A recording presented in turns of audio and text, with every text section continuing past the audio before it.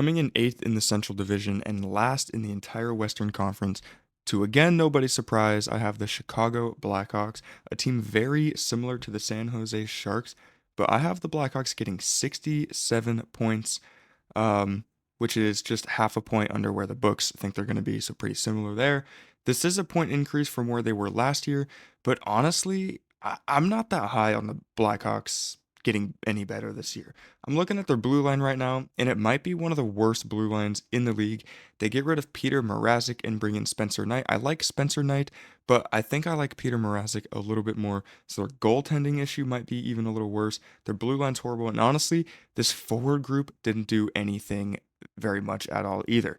They have two decent lines, but you could argue that one of those lines includes Andre Burakovsky, and as a Kraken fan, all I have to say to Blackhawks fans out there is have fun. This dude sucks. I could not stand Andre Burakovsky. All he does is he holds the puck for too long and then he turns it over and it's going the other way. Look, I mean, just have fun with this guy. Like he was maybe good a couple years ago. He's not good anymore. I could not stand watching him. So have fun. But Donato's really good. Is he a second liner though, or a first liner though? Probably not. We'll see how Bedard does this year, and if he continues to stay unhappy and maybe even leave after this year, because I think it's a contract year for him. And yeah, overall, I could just see the Chicago Blackhawks just being even worse this year. Whereas, I like other teams that have been taking the last few years. I like them to continue to get better during the rebuild. If those who saw my Pacific Division predictions can kind of see that trend in my picks in that. But that's not the case really for the Blackhawks. I'm pretty low on this team. I think they're going to be one of the worst teams in the league, if not the worst. So coming in at 8th, we have the Blackhawks. On that note, welcome back to another division predictions video. I dropped the Pacific predictions yesterday. Today is the Central. I have the points up on the screen under the Blackhawks logo. I have them getting 67 points, which is just half a point under what the books say, which is 67 and a half. That's what those numbers mean. And also the Blackhawks odds to make the playoffs is plus 1,500. It's the other number you'll see. You'll see that for all the teams in these videos and all the other videos to come. So yeah, sit back, relax, couple of nifty things going on in these videos. So enjoy the show. Let's see who we got at number 7 in the Central.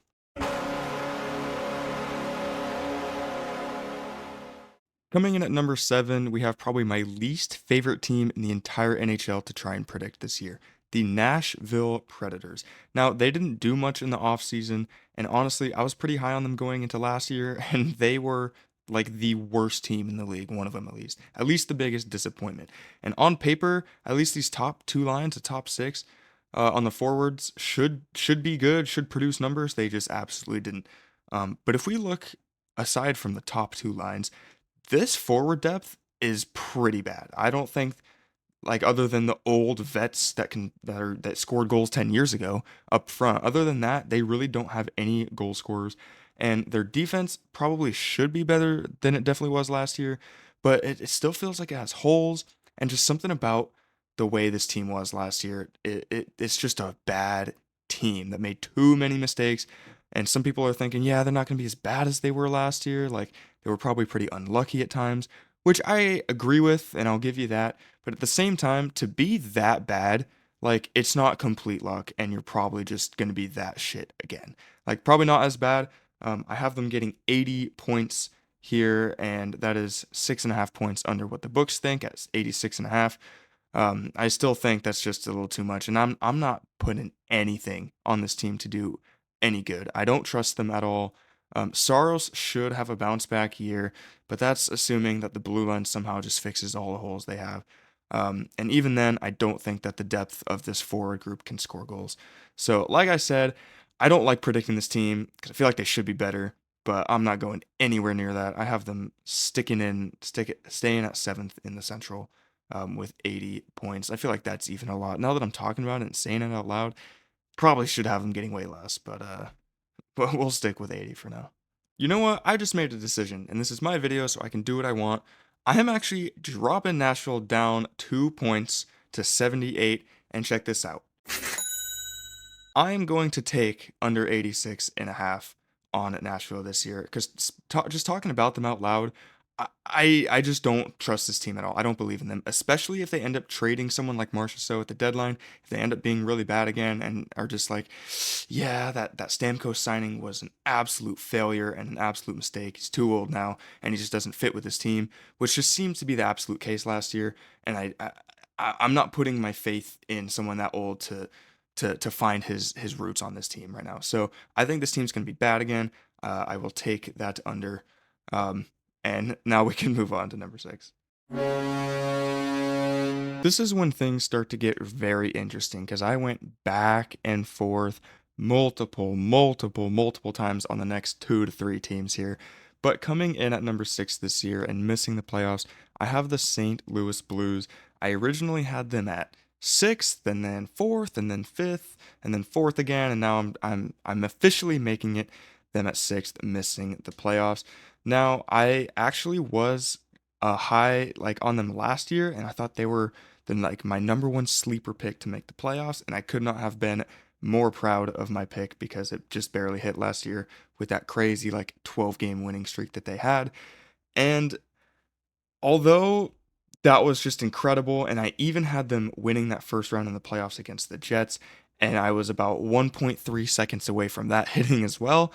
I do think they're going to regress just a little bit this year. Not a ton of changes.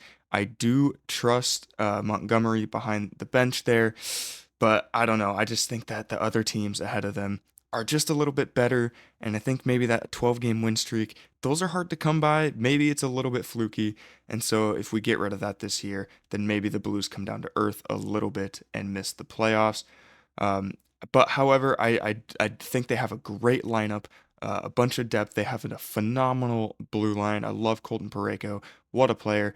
Binnington, I think he's getting a little old, and I struggle with him in an 82 game season. We've seen him with the ice in big games, especially for Team Canada there, and even in the playoffs last year. But in terms of an 82 game season, I'm having a hard time bringing myself to trust him and his consistencies throughout the season. I like Joel Hofer. He's good too, but I just think the goalies coming up are a little bit better than Binnington. I trust them a little bit more throughout the long stretch. So this one was very hard for me to do, and it's tough because I actually do like the Blues. I think they're a fun team, but unfortunately this year I have them missing the playoffs. Coming in at number five, barely squeaking into the playoffs as the second wildcard team, I have the Winnipeg Jets. Now, this was another team I was really high on last year. I thought I told everyone that they were the most underrated team in the NHL, and what do they go do? They win the President's Trophy by a mile, too. So I was really proud of that pick, too. However, this year, I'm picking them to regress just a little bit, especially at the start of the season. Kind of like how I said with the Flames, the Jets last year started off with an insane start. They like started off 8-0, just crazy stretch. I find that very unlikely for them to do again this year. Also, Connor Hellebuck, back-to-back Vezina Trophy winning goalie. Uh, as impressive as he is, I wonder if he's able to keep that up for a third year in a row.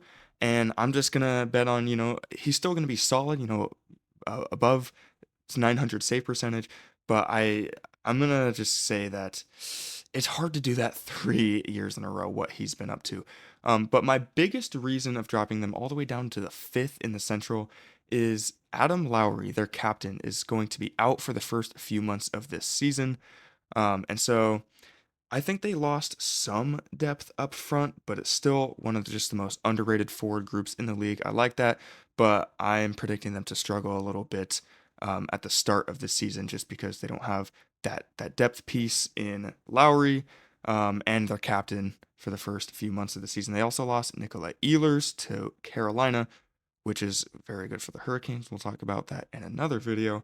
And yeah, a phenomenal blue line. Love Josh Morrissey. Was such a fun player to watch. Luke Schen's down there as well. Dylan DeMello, Pionk. I mean, just a great blue line. You got Hellebuck in net. I think a slight regression statistically for him. And the Jets, I still think they're too good to have them missing the playoffs. So that's why I still have them in. But I think they're just going to be, a little hungover from last year. I think they're going to regress a little bit. And the Jets come in at number five in the Central.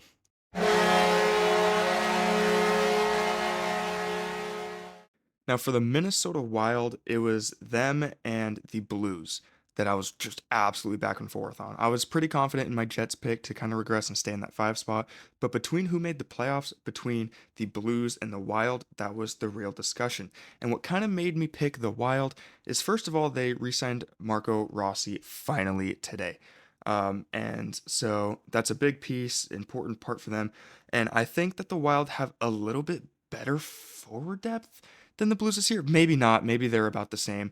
But if you put aside the depth for just a second, you got Kirill Kaprizov. If he's able to stay healthy for all 82 games of the season, he could win MVP. That's how important he is to this team. He's that good. Blue line, very similar to the St. Louis Blues, maybe even better.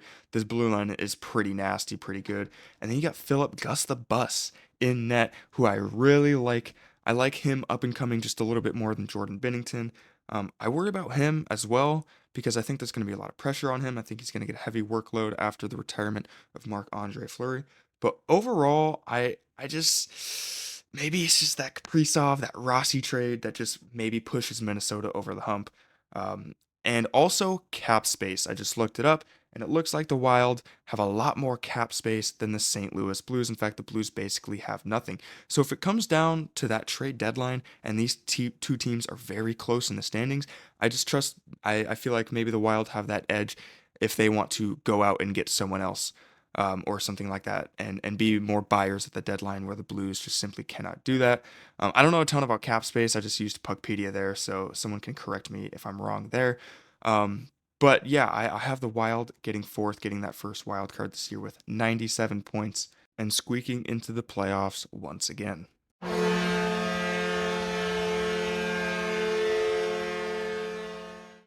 Hot take alert. Hot take alert. Coming in at number 3 and making the playoffs is the Utah Mammoth. Yes, they finally have a name, and they also finally have a good team. They lose Matthias Michelli to Toronto, but they bring in guys like Brandon Tanev and JJ Paterka. This blue line is also incredible. I mean, you got Sergachev, Dursey, Schmid, Marino, Cole, Oli Mata. I mean, I like this blue line. If they can just stay consistent, they could be one of the best blue lines, at least one of the most consistent blue lines in the league. Their forward group is insane depth with also some amazing goal scorers like Dylan Gunther and Clayton Keller, captain of this team, Logan Cooley down the middle, Josh McBain. I mean, just all around great pieces for this Utah team. The only question mark I've been seeing that I honestly disagree with is their goaltending. I like their goaltending though. I've always been a fan of Connor Ingram as well as Kuro Vmelka. They also bring in Vitek Vanacek, who I don't know, I don't think he is as good as the other two. But I have Utah actually getting over 100 points with 101. The books also think that this might be Utah's year as they are favored slightly to make the playoffs at minus 125 with an over-under point of 93 and a half. So, I mean, it, I've seen other people be high on Utah. It seems like the books think that the Utah Mammoth are going to be better, and I'm going all in. I think they even make the jump past St. Louis, past Minnesota, past Winnipeg, and take advantage of those struggles over there. And I'm high on Utah this year. And guess what else? With a 7.5 point increase from the books to my prediction, I am taking Utah over 93.5 points. You can either do this or just say yes on them making the playoffs. It's pretty much the same odds, but I think 93 is pretty low, and so I will take that on Utah as another cash grab in this video. I think anywhere between 3 and 6, all four of these teams, they are very hard to predict. You can kind of put them anywhere. Even Winnipeg, I think, is kind of a hot take. But these top two teams after Utah, I think pretty much almost everyone has them in the top two. But which one do I have finishing over the other? I'm going to try and keep this short because I don't really have much to say about Dallas. I pretty much have them exactly where the books have them at 104 points. I don't see a huge regression. I don't see a huge improvement, although it does seem like this team is starting to lose some of their star power. But then again, I mean, they have Mikko Rantanen, so they're getting more where that came from as well at the same time. But I think, Jason Robertson, they're debating on whether to sign or what to do with him. But the big headline for Dallas is the firing of Pete DeBoer, their head coach, and they got a new head coach coming in. Um, and this team is just so deep and so solid that you can't really count them out. You can't really predict anything crazy from this team. They're going to be solid. They're going to be one of the best teams in the league. I just don't see any like change enough though to do anything crazy with them. So I just have them at second. I'm much more excited and optimistic about the team in front of them at number one, which is why the standings I have them the way they are. Um, Let me know what you guys think of Dallas. I don't know. I don't think they're that exciting. They're just sneaky good and sneaky just deep and solid every single year. It's pretty much it for the Stars. Yeah, 104. Coming in at number one, winning the Central Division, I have the Colorado Avalanche. The books have them literally exactly the same as the Dallas Stars. Same point total, same odds to make the playoffs. But here's what I think is better about the Avs: their roster. And reasons being, I love that they kept Brock Nelson around. I think he could have a breakout year, but who I think could even have a bigger breakout year is Marty Necas. I just think a full year of Marty Necas next to Nathan MacKinnon could just put up absolute numbers.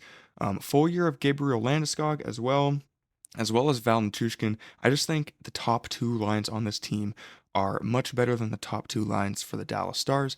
The Stars might have better depth in the bottom six, but I just think the firepower that the Avs have is undeniable. I also think that the blue line for the Avs is better than the Stars. I mean, you can't go wrong with Cale Makar and Devon Taves. They bring in Brett Burns. I don't know how much Burns is going to do. He's just getting so old, but he could be solid, reuniting him with Natchez. And then a full year of Mackenzie Blackwood. That's what's doing it for me. I'm not saying he's better than Jake Ottinger, but the fact that the Avs were doing what they did all these years with freaking Alexander Georgiev, I just think that a full year of a competent goaltender is going to propel them into the number one spot here in the Central and the number one spot in the Western Conference as a whole. I have them getting 112 points, 7.5 points above what the books say, and that is enough for a good old. Yep, I am taking the over on Colorado, 104.5 points. I'm just really high on this team in the regular season and maybe in the playoffs next year too. We'll see about that. But also, I might as well sprinkle a little bit of on them to win the Central Division. I'll probably do this for every team. However, Colorado is my third favorite division winner. So I mentioned the number one in the Pacific, how they were my first favorite to win their division, as opposed to all the other divisions. Colorado is my third favorite. We'll get to my second favorite and my fourth favorite when we head on over to the Eastern Conference. But yeah, a little bit of that on Colorado to win the division, but a lot more on that to just cover over 104 points. I think that people are making a case for Winnipeg to win this division, and I told you my reasons why I don't think that will happen. I don't think Utah's quite there yet. I don't see Minnesota or St. Louis taking steps over Dallas and Colorado. So really this division, I think, is to win it is just between Dallas and Colorado. And I personally have Colorado taking that throne. That's going to do it for today's Central Division predictions for the upcoming NHL season. Make sure to check out my other divisions as well. Some spicy takes in there. Honestly, I think Central might be my least spicy of all the divisions. Pretty much just Utah up there. Minnesota over St. Louis isn't that spicy, and then maybe Winnipeg down at 5. I don't know. So not super spicy here, but let me know what you guys think of the Central Division. If you guys have any crazy takes like Nashville winning the division or anything, like who would be dumb enough to do that? Anyway, yeah, make sure to like and comment, especially if you are a fan of one of these teams. You are definitely going to be more of an expert on your team than I am. So let me know what you think your team is going to do and how they're going to be this season in the NHL. Thanks for sticking around to the end. If you did that, you're absolutely amazing as always. And, well, I'll talk to you. Peace.